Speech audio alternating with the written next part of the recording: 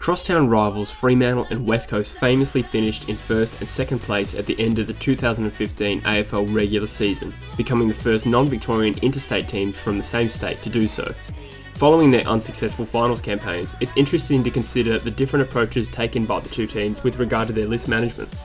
Following the cinching of the minor premiership, Fremantle didn't waste any time embracing the prospect of a list rebuild. The Dockers plummeted into the bottom four and have picked up just 12 wins across both of the following seasons.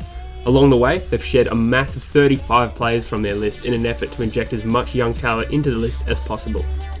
By contrast, following West Coast's demoralising grand final loss to the Hawks, they decided to consolidate their list by making moves for established players.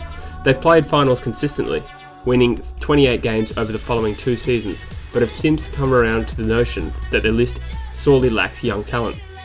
The Eagles traded creatively to obtain 5 selections in the top 40 of last year's national draft, and appear to want to rebuild the list while remaining competitive.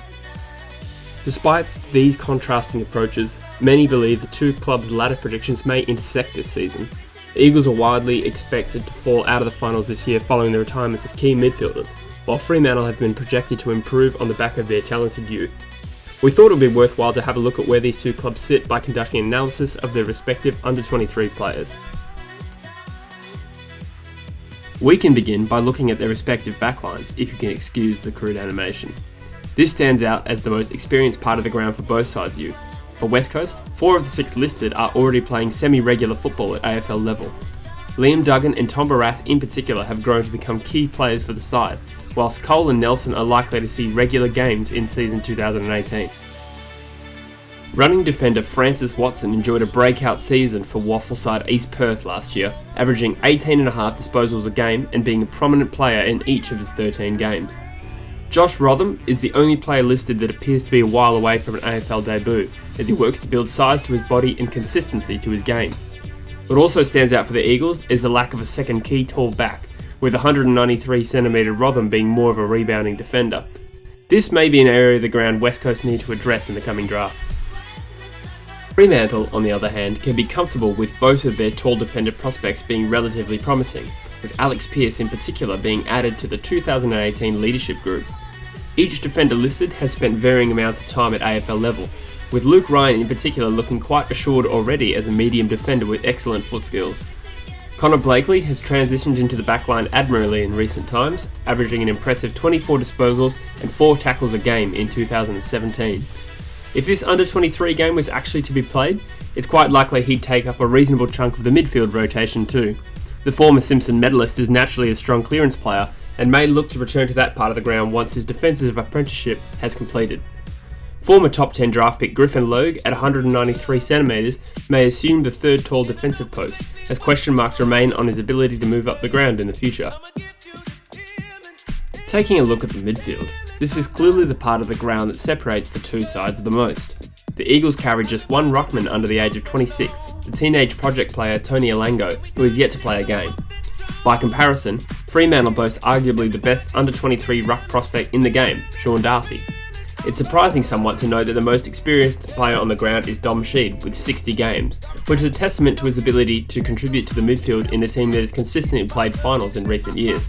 The former Lark medalist averaged 22 disposals and 4 clearances a game for the Eagles in 2017, as he looks set to take on more midfield responsibility in the immediate future. By contrast, Fremantle's young midfield looked exceptionally raw, with 4 players yet to play a game. However, 2 of those players, Andrew Brayshaw and Adam Chera, were both top 5 selections in last year's draft. They've also picked up inside mids Tom North and Bailey Banfield. Banfield made himself known as an accumulator for Claremont's league side in 2017, averaging 24 possessions and 6 clearances a game.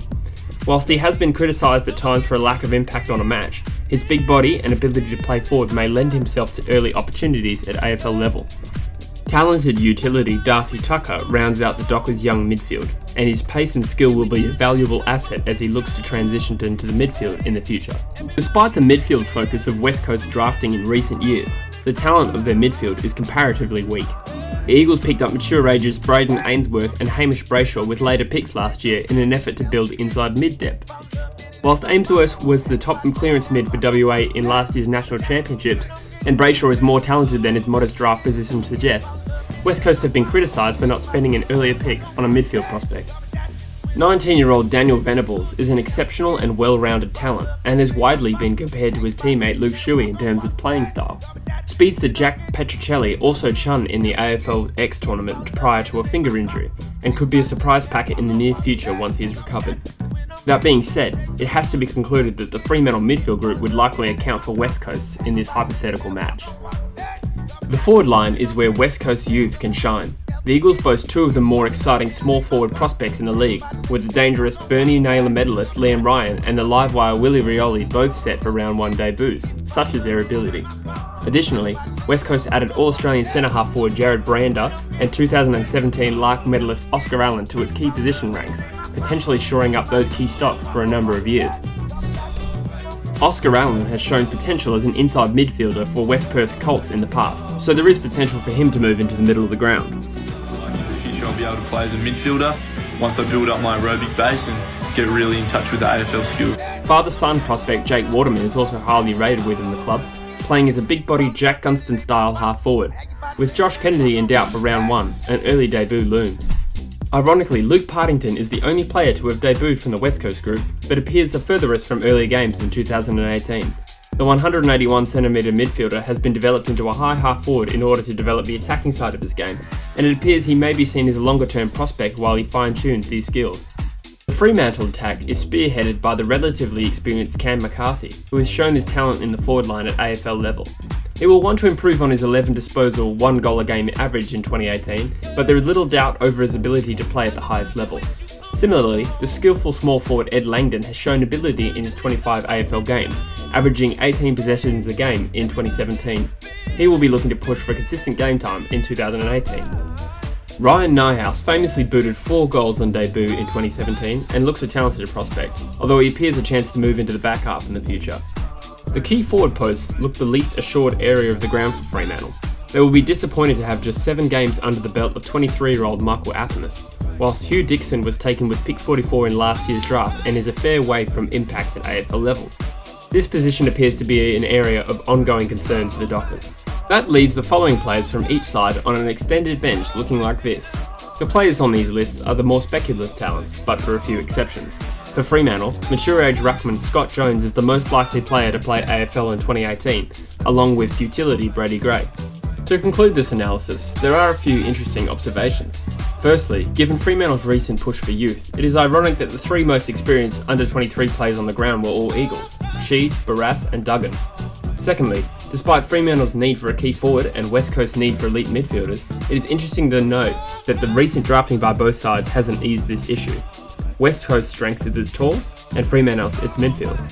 Thirdly, it is worth noting that despite the criticism against West Coast for a lack of youth on their list, they, like Fremantle, now have more than half their list under 23 years of age.